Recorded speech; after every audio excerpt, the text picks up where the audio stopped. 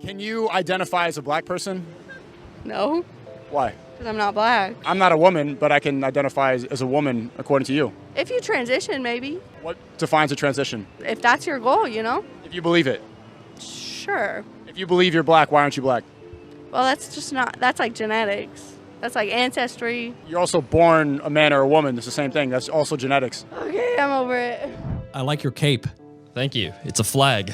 What's the flag? Soviet flag. Oh my gosh. I take it back. You claimed that the reason that there are more transgender people now is because they are more confused. The hate crimes against transgender people are much higher than those against any other demographic. So is it not more likely that there are more transgender people now because... Are there more hate crimes in the United States against transgender people or Jews? I'd guess transgender, but I am not sure. You are certainly not sure. That's right. It's the answer is Jews. That'd just be a numbers thing, though. Like, you're like, It is a numbers thing, but you cited a numbers thing, so then I'm citing a different numbers thing. 0.1% of people in America are transgenders, and yeah, like 100% of them could be like affected by crime. Is it not, though, more likely that people are identifying as transgender now because of a decrease in the percentage of hate crimes as opposed to previous decades? The identification is part of the confusion because a man isn't a woman and a woman isn't a man. There is sexual difference. The sexes are not indistinguishable, they're not indiscernible, and there's a great confusion in our culture that men can be women, but they can't.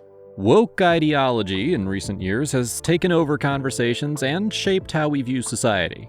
But let's be honest, sometimes those who push these ideals get a taste of their own medicine. These people, in their quest for social justice, often find themselves facing the unexpected fallout of their own beliefs, and it can be downright entertaining. Join us today as we dive into the moment when woke folks got exactly what they deserve. Why do you believe you're right about trans people given the American Psychological Association, American Medical Association, American Psychoanalytic Association? I can go on for about 5 more associations that are very prominent and govern the existing like health government or health industries within like the major Western countries.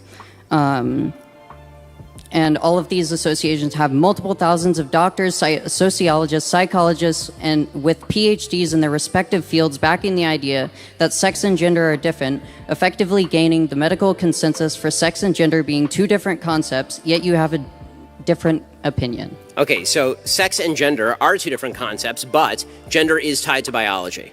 So one of the big problems that you see in sort of the argument in favor of trans rights is this notion that gender and sex are completely separable. They're not completely separable. If they are completely separable, then this means that identifying people by their subjective gender really has no relevance as to whether they are a male or a female. Male and female are biological terms. So using terminology like male and female to describe a self-perception of maleness or femaleness is sort of a bizarre way of arguing whether a thing is a man or a woman. This leftist really thought listing off some organizations would magically make Ben back down.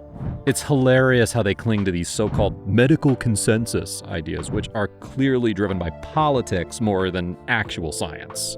Terrorism makes the argument that if you believe that you are a woman, you are therefore a woman. Or if you believe that you are a man, you are therefore a man. I disagree with this. There are objective measures as to whether you're a man or a woman. There are objective measures as to whether you're male or female. There's certainly a spectrum when with regard to effeminateness versus masculinity. That's certainly true, but that does not change the underlying sexual dichotomy that is the basis for all human reproduction. Yeah, you can answer. Right, so this dichotomy is a false dichotomy that isn't supported by any of the medical associations that I just named off. Then let me explain. None of the medical associations that I just named off would actually support the idea that gender is biological. This is something that's completely untrue within every single like medical consensus. Well, then I will just say that anyone who suggests that gender has no reference whatsoever to biology, it's not connected in any way to biology, is just full of shit. Because if the the reason I and the reason that I say then you actually just disagree with medical consensus within the Western nation. Yes, I disagree with the false medical consensus driven by politically driven quote-unquote doctors. If any doctor denies to me that there is a dichotomy between male and female, a sexual dichotomy between male and female, they're ignorant and they are letting their politics get in the way. Just because some woke doctors say it doesn't change basic biology. And acting like male walruses are suddenly up for debate shows just how absurd this argument has gotten. Good try. You have to bifurcate it. Did she deserve the honor? Probably not. Is she brave? Of course she's brave. All those years invested as this sports legend. To come out transgender is horribly difficult. It is the most difficult thing you can do. I've been overseas. I've flown helicopter missions, surveillance missions. I've been shot, stabbed. Being brave is being yourself. And being transgender is about the bravest thing you can do. Did she deserve the award? Yes. Why are we mainstreaming delusion? It's not delusion. Why would you call it delusion? Because Caitlyn Jenner, I'll call him Caitlyn Jenner. No, because it's that's her. You're not being polite to the pronouns. Because disrespectful. Okay, forget about the disrespect. Facts don't care about your feelings. It turns out that every chromosome, every cell in Caitlyn Jenner's body is male, with the exception of some of his sperm cells. It turns out that his brain structure is male. It turns out that he still has all of his male appendages. How he feels on the inside is irrelevant to the question of his biological sex. I don't agree with that. I'm not on that train. I'm not on that train. She wants to be called she. I'm going to call her she. I just have a problem with the message and the message. The whole conversation about Caitlyn Jenner is a classic example of how the left has twisted reality. One guest calls Jenner's transition incredibly brave. But let's be honest. Bravery is when you face real challenges, not just a change in identity. The debate over whether Jenner deserves an award while still being biologically male highlights how confused this whole situation is. In terms of the science behind gender dysphoria, you're very familiar with that, Zoe. Very familiar. It's not about the chromosomes within our nuclei. Yeah, go ahead. Chromosomes don't necessarily mean you're male or female. Gender. With gender identity. Go ahead. No, so especially, but even so, you have a thing like Klinefelter's syndrome. So you don't know what you're talking about. You're not educated on genetics. Would you like to discuss the genetics? Or well, no. What are your genetics? So I'd stay away from the genetics and back to the brain scans. You cut that out now, or you'll go home in an ambulance. Yeah, that seems mildly inappropriate for a political discussion. No, I know. Well, but wait. To be fair, you're actually being rude. And that's not fair. I'm sorry, it's not rude to say that someone who is biologically a male is a male. Someone who is biologically male is a male. But Mr. Shapiro, you knew very well that saying that to Zoe would be egregiously insulting. Respecting someone's gender identity is one thing, but when it starts to overshadow basic biology, that's where things get absurd. The push to use the right pronouns feels more like pandering than genuine respect. And to label the pushback as mainstreaming delusion, that's just a way to silence anyone who dares to challenge the narrative. It's all about losing sight of reality in favor of feelings. And that's not a conversation anyone should just accept without questioning. If you're here to ask me about the term mansplaining, some people use it and some people think of it as a kind of feminist term. But feminism is not an organisation. We don't have an AGM. We don't all think the same thing. It's the campaign for women's liberation and women's equality. And as such... Well, you seem to think a lot has twaddled today, Kate. Certainly nothing racist. And so far, you're the only one who's been sexist tonight. Kelly J, you want to respond? Yeah, I'd just be interested to know when we talk about, modern feminists, where they've been, because lots of modern feminists, Kate included, don't seem to want to talk about the existential threat posed by transgender ideology on women's spaces, on the fact that there are boys and girls toilets in schools and girls don't have access to single-sex facilities, on the basis that we are changing. This is what happens. Modern feminism, the biggest threat to women in this country right now, women and girls in this country, is transgender ideology and the fact that we no longer can define what a woman is without some silly caveat. And we've got men, so actually we might even now have women man-spreading or woman-spreading because they might require this space apparently. And then we've got self-proclaimed feminists like Kate Smurthwaite who are too frightened to actually name this issue and talk about it. I think it's laughable that we can talk about. Well, I think you just triggered her. I think you just triggered her, Kelly, to the point that she just did the laptop drop. You know, it's the modern day equivalent of marching out the studio. Looks like she couldn't handle the heat and decided to make a dramatic exit. It is funny how they preach about open dialogue, but the moment someone says something they don't like, they storm off. Guess some debates are too tough for strong, empowered feminists. ask, what's the harm, if somebody's going to be a happier person because they say that they're a man or a woman, like what's the harm in just letting them do it? I'm not in favor of government banning people who are adults. Children I'm in favor of banning because now you're talking about somebody who's not capable of consent. Right? All of our laws are based on the ability of people to consent. If you're a child, you can't consent. So I'm very much in favor of banning gender transition for kids. I think that it's frankly evil. I think you're making decisions for children who are not capable of making decisions for themselves that are permanent and have long-lasting, significant, and severe impact. As far as adults, if you're 25 and you want to get a sex change surgery and you feel like it's going to make you feel better, you have the right to do it. You do. Maybe it does, maybe it doesn't. I mean, the research on this stuff tends to be somewhat conflicting, but if it works for you, it works, right? It's a free country. Now, that's really not the question that's being asked in our society today, because I don't think there are that many people who are like, we want to ban gender surgery for a 30-year-old. I'm not seeing the campaign for that. What I am seeing is a campaign on the left that says that my child is going to be removed from my home 10 years from now if I don't agree with the left's view of how I should treat my child's gender confusion at age 4. This student really thought they had something with the "what's the harm" argument. It's almost laughable how they think just letting people believe what they want is a solution when it comes to actual biological facts. Ben lays it out perfectly. Transitioning for kids is straight up wrong. And the left's obsession with pushing this agenda on children is beyond dangerous.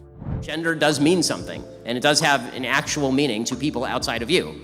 I'm not going to go along with the general societal willingness to rewrite basic facets of human nature and human biology, and frankly, mammalian biology, in order to suggest that a delusion is true. Now, if the best thing for the person is for the person they can't change what they're thinking, there's no way for them to get out of it, they want to change their body so that they feel that it is more in line with what they're thinking, more power to them, that's their problem. And as I've said before, by the way, I've said this 1,000 times and everybody on the left automatically ignores it, of course. I've said that if I were in a room with a transgender person having dinner with that person, I wouldn't go out of my way to call them by their biological sex. Because it's rude, right? I wouldn't do that if I were sitting right across from them. But if you're asking me in a public forum whether a man is a man and a woman is a woman, or asking me to call a man a woman in a public forum, the answer is no.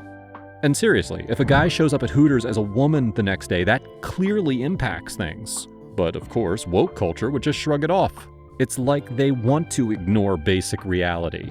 Saying like we're tired of straight white men in society is really as like explicit as it sounds. I think it's just contributing to a general idea that like we're tired of straight white men having the power and everything, and it's like we as women of color, as like students at this university, like we're very much capable of certain things and we don't have the same privileges that are offered to straight white men. And I've been hearing that from a lot of the ladies that I've been talking to today. Talk to me about what some of those privileges are that, straight white men have that you don't have. Talk to me about that. I think I don't really know. Have you ever experienced like a specific instance? I don't know, but I also need to go. I know, I do need to go. I'm sorry. It is hilarious how these students can't even explain the so-called white privilege they claim is everywhere. When pressed for examples, they stumble over their words, get uncomfortable, and then just avoid the question altogether. It's clear that they're parroting talking points without any real understanding of what they're saying. As especially people of color, we know the privileges or the advantages certain races have. Talk to me about some of those privileges that white people have that you guys don't have. I would just be like, okay, I guess I'll start with I am a black queer person. If I were to just walk amongst the streets, I'm also like women like identify, or I look very feminine. If I were to walk across the streets in the dark as a black queer female presenting person, I would not feel safe because I feel like I would be pretty targeted. But if I were a white cis man, I don't think I'd be like the type of person someone would come up to and hate crime, because that's just not what happens. One student talks about how a black queer person wouldn't feel safe walking at night. But somehow that's because of white privilege? That's a stretch. And then another one brings up crime statistics, acting like personal responsibility doesn't even exist. They're basically just proving that this woke nonsense is built on feelings, not facts. So what would you say to someone who said, because you acknowledge that perhaps we painted history in a jingoistic way previously and we're working towards making it more honest, an honest representation of history. But what would you say to someone who would say, well, this is the moment when kind of ethnic minority people, women, LGBT people are now getting their fair hearing, and that this is just people that are very uncomfortable with having that increased representation, reacting against that? Well, I mean, the first thing is, I do think a lot of people who make those claims need to know more. I'm getting rather fed up of people who've only just discovered things, presenting it as if everybody else is as ignorant as them. Like, some of us happen to know a lot of female writers before the year 2020. Some of us can think of an awful lot of very talented and brilliant black figures from before today. Some of us happen to know that there have been very prominent gay figures who existed before. Douglas Murray makes some solid points here about the concept of white privilege and the way it's often discussed. It is ridiculous how some people act like they just discovered history and assume everyone else has been oblivious. The idea that representation is a new phenomena is laughable. Many of us have known about significant figures from diverse backgrounds long before 2020. That they believe, for instance, that being a woman should be merely the first step in a wider mission to bring down capitalism. Now, I don't think most women are on board with that, and most women would be rather surprised to be utilized in this fashion. But that is very clearly and explicitly, and I quote the various scholars and writers who've been pushing this for years, this is explicitly the aim. It's a basis for madness. When people say the gay community, who are you talking about? It's like, women think this. Oh, really? 50% of the species all agree on something. Blacks say this. Really? Now, this is, let me put it another way. If somebody said, I don't know, I just love the working class. Who? Yeah. I just love the middle class. Who? I love the upper class. Who are you talking about? And it's the same with this. Why would we be falling for this interpretation of society as depending solely or primarily on interest groups based on gender/sex, sexual orientation, race, and a bit more? Why would we be doing that? Why would we be taking the individualism out of individuals and lumping them in these demonstrably incoherent bodies that don't even... Murray's right to call out the selective focus on gender, race, and sexuality while ignoring other marginalized groups like the working class or the illiterate. History has been rough for almost everyone at different points, and pretending otherwise oversimplifies a complex reality. If you enjoyed this video, be sure to hit that like button and subscribe for more content that cuts through the noise. We want to hear from you, so share your thoughts in the comments down below. What was your favorite moment?